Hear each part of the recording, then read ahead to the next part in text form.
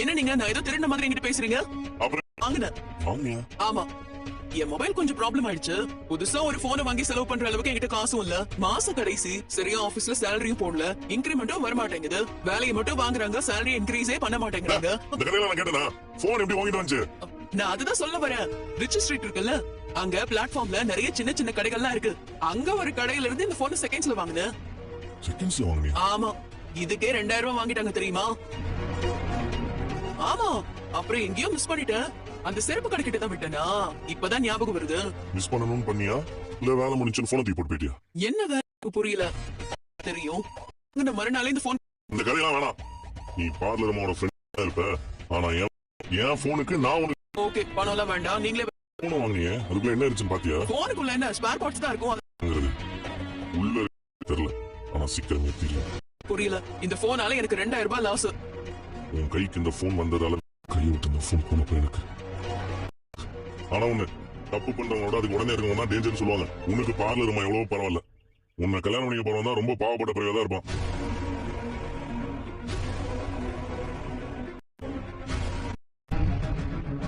Platform கடையிலயா?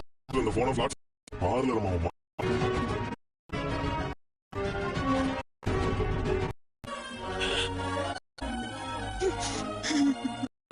வித்தியாசம்.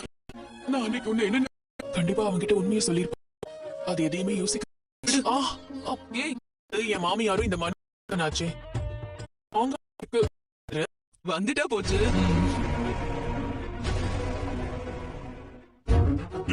என்னடா பிரச்சனை? பழகுல என்ன போச்சு? அதான் சொன்னல, டபிங். உன் முகத்தை பார்த்தா எனக்கு தெரியாதா?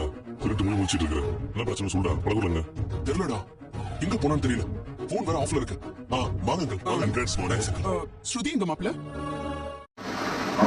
காட்டி கொடுத்து குரூப் நல்லா நடக்குது. எல்லாத்தையும் நடக்குமே. நம்ம இதை சேவ் பண்ணிக்காரு.